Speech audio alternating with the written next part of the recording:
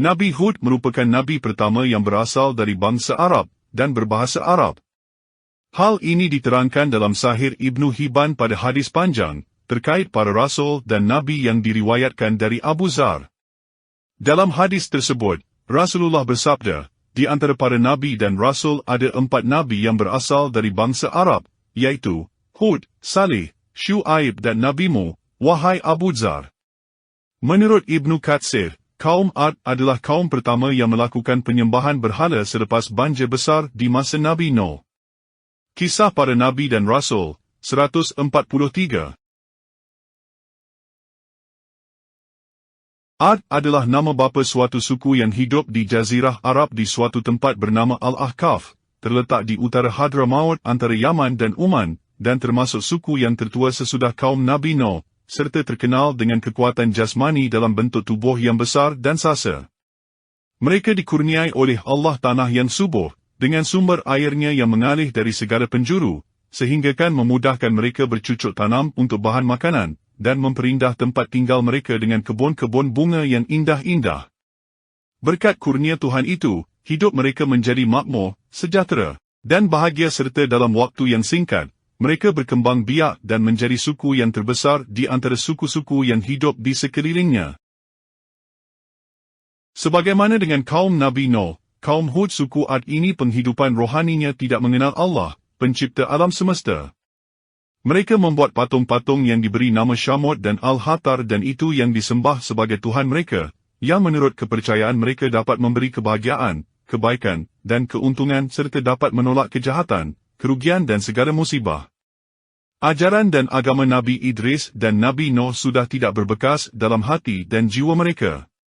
Mereka tenggelam dalam kenikmatan hidup berkat tanah yang subur, yang menghasilkan pendapatan yang melimpah ruah. Menurut anggapan mereka adalah kurniaan dan pemberian kedua berhala mereka yang mereka sembah. Oleh itu mereka tidak putus-putus sujud kepada kedua berhala itu, mensyukurinya sambil memohon perlindungannya dari segala bahaya dan musibah berupa penyakit atau kekeringan.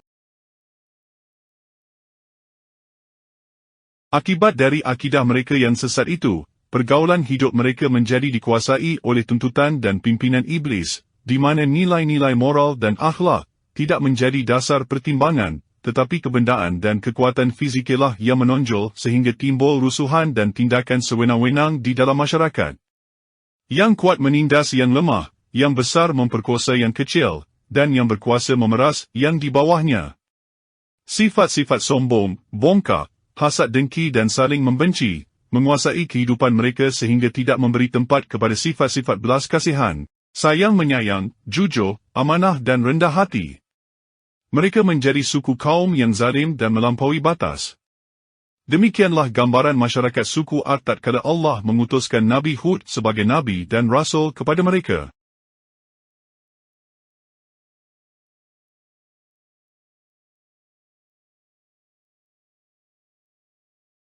Sudah menjadi perintah Allah, sejak diturunkannya Nabi Adam ke bumi, bahawa dari semasa ke semasa jika hamba-hambanya sudah berada dalam kehidupan yang sesat, sudah jauh menyimpang dari ajaran-ajaran agama yang dibawa oleh nabi-nabinya, diutuslah seorang nabi atau rasul, yang bertugas untuk menyedarkan kembali ajaran nabi-nabi yang sebelumnya, mengembalikan masyarakat yang sudah tersesat ke jalan yang lurus, untuk mencuci bersih jiwa manusia dari segala tahayul dan syirik, dan menggantikannya dengan mengisinya dengan iman, tauhid dan akidah yang sesuai dengan fitrahnya. Diutuskan kepada mereka Nabi Hud, seorang daripada suku mereka sendiri dari keluarga yang terpandang, dan berpengaruh terkenal sejak kecilnya, dengan kelakuan yang baik budi pekerti yang luhur, dan sangat bijaksana dalam pergaulan dengan kawan-kawannya. Nabi Hud memulakan dakwahnya dengan menarik perhatian kaumnya suku Ad, kepada tanda-tanda wujudnya Allah dengan melihat alam sekeliling mereka, dan bahawa Allah lah yang mencipta mereka semua, dan mengurniakan mereka dengan segala kenikmatan hidup yang berupa tanah yang subur, air yang mengalir serta tumbuh-tumbuhan yang tegak dan kuat. Dialah yang seharusnya mereka sembah dan bukan patung-patung yang mereka ukir sendiri. Mereka sebagai manusia adalah makhluk Tuhan yang paling mulia yang tidak sepatutnya merendahkan diri sujud menyembah batu-batu berhala yang boleh mereka hancurkan sendiri. Diterangkan oleh Nabi Hud bahawa dia adalah pesuruh Allah yang diberi tugas untuk membawa mereka ke jalan yang benar, beriman kepada Allah yang menciptakan mereka, menghidup dan mematikan mereka, memberi rezeki atau mengambilnya daripada mereka. Dia tidak mengharapkan upah dan menuntut balas jasa atas usahanya, memimpin dan menuntut mereka ke jalan yang benar. Dia hanya menjalankan perintah Allah dan memperingatkan mereka bahawa jika mereka tetap menutup telinga dan mata mereka menghadapi ajakan dan dakwahnya, mereka akan ditimpa azab dan dibinasakan oleh Allah. Sebagaimana terjadinya atas kaum Nabi Nuh, yang mati binasa tenggelam dalam air bah akibat kebongkakan dan kesombongan mereka, menolak ajaran dan dakwah Nabi Nuh kerana mempertahankan pendirian dan kepercayaan mereka kepada berhala dan patung-patung yang mereka sembah dan puja itu. Bagi kaum Ad, seruan dan dakwah Nabi Hud itu merupakan ajaran yang tidak pernah mereka dengar ataupun menduga. Mereka melihat bahawa ajaran yang dibawa oleh Nabi Hud itu akan mengubah sama sekali cara hidup mereka dan membongkar peraturan dan adat istiadat yang telah mereka kenal dan warisi dari nenek moyang mereka.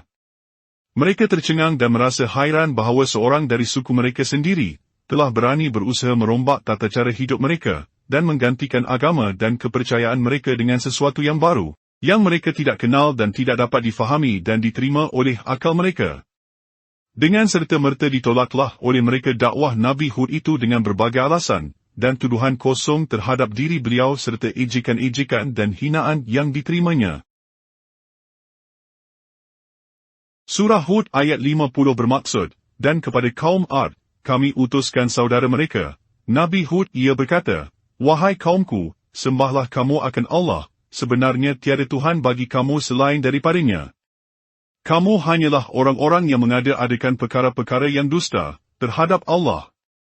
Surah Hud ayat 51 bermaksud, wahai kaumku, tiadalah aku meminta sebarang upah daripada kamu tentang ajaran yang aku sampaikan itu. Upahku hanyalah dari Allah yang menciptakan daku, maka mengapa kamu tidak mahu menggunakan akal untuk mengetahui kebenaran? Surah Hud ayat 52 bermaksud, dan wahai kaumku, mintalah ampun kepada Tuhan kamu, kemudian kembalilah taat kepadanya, supaya ia menghantarkan kepada kamu hujan lebat serta menambahkan kamu kekuatan di samping kekuatan kamu yang sedia ada, dan janganlah kamu membelakangkan seruanku dengan terus melakukan dosa. Surah Hud ayat 53 bermaksud, mereka berkata, wahai Hud, engkau tidak membawa kepada kami sebarang keterangan yang membuktikan kebenaranmu, dan kami tidak akan meninggalkan penyembahan Tuhan-Tuhan kami dengan sebab kata-katamu itu, dan kami tidak sekali-kali percaya kepadamu.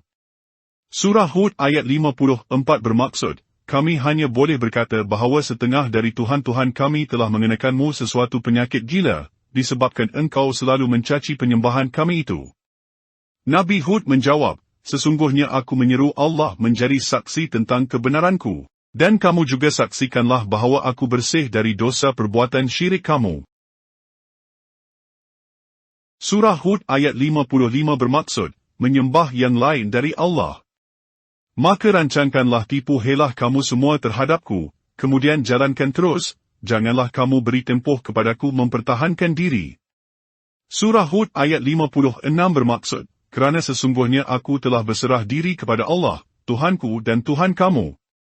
Tiadalah sesuatu pun dari makhluk-makhluk yang bergerak di muka bumi melainkan Allah jualah yang menguasainya. Sesungguhnya Tuhanku tetap di atas jalan yang lurus. Surah Hud ayat 57 bermaksud, dalam pada itu, jika kamu membelakangkan juga seruanku, maka tidaklah menjadi hal kepadaku kerana aku telah sampaikan kepada kamu apa yang telah diutus oleh Allah untuk menyampaikannya, dan Tuhanku akan menggantikan kamu dengan suatu kaum yang lain, setelah kamu dibinasakan, dan kamu pula tidak akan dapat membahayakannya sedikitpun. Sesungguhnya Tuhanku Maha Pengawal dan Pemulihara tiap-tiap sesuatu. Surah Hud ayat 70 bermaksud, mereka berkata, adakah engkau datang kepada kami supaya kami hanya menyembah Allah semata-mata, dan meninggalkan apa yang pernah disembah oleh datuk nenek kami?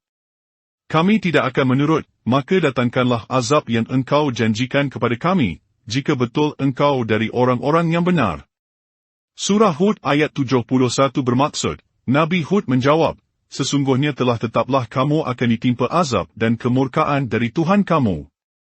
Adakah kamu hendak berbahas denganku mengenai nama-nama yang hanya kamu dan nenek moyang kamu menamakannya, sedang Allah tidak sekali-kali menurunkan sebarang bukti yang membenarkannya? Maka tunggulah kedatangan azab itu, sesungguhnya aku juga dari orang-orang yang turut menunggu bersama-sama kamu.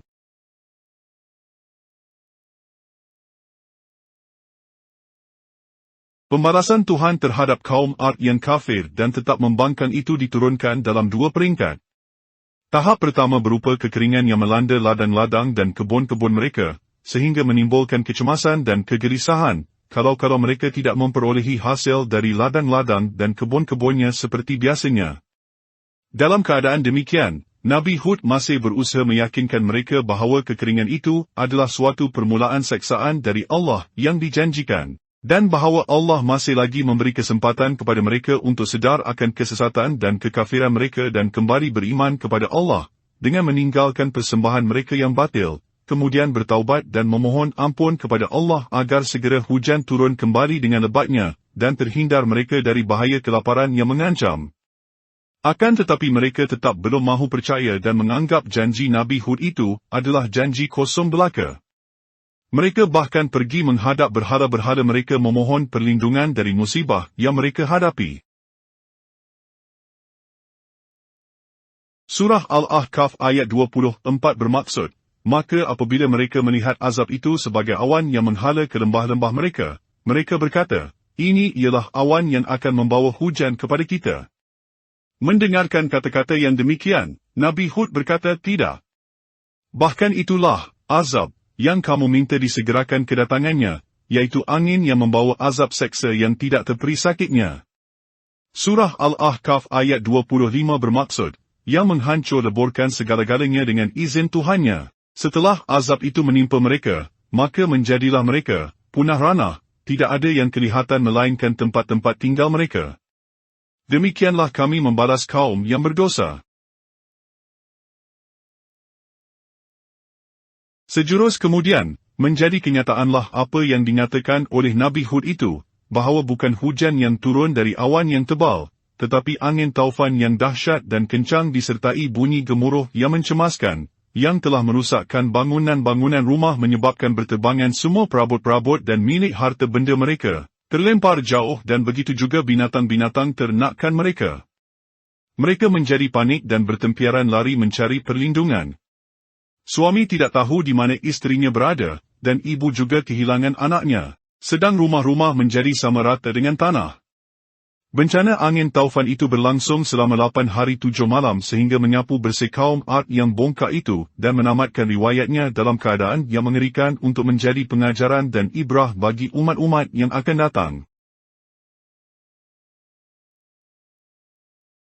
Surah Hud ayat 58 bermaksud, dan apabila datang azab kami selamatkan Nabi Hud beserta dengan umatnya yang beriman, dengan rahmat dari kami, dan kami selamatkan mereka dari azab yang keras. Surah Hud ayat 59 bermaksud, dan itulah peristiwa kaum Ad, mereka mengingkari ayat-ayat keterangan Tuhan mereka, serta mereka menderhaka kepada rasul-rasulnya, dan mereka menurut perintah tiap-tiap ketua yang bermaharajalela, lagi degil dalam keingkarannya. Surah Hud ayat 60 bermaksud, dan mereka ditimpa laknat, yang tidak putus-putus, dalam dunia ini dan pada hari kiamat. Ketahuilah sesungguhnya kaum Ad itu telah kufur ingkar kepada Tuhan mereka. Ketahuilah sesungguhnya kebinasaanlah akhirnya bagi Ad, kaum Nabi Hud. Adapun Nabi Hud dan para sahabatnya yang beriman telah mendapat perlindungan Allah dari bencana yang menimpa kaumnya.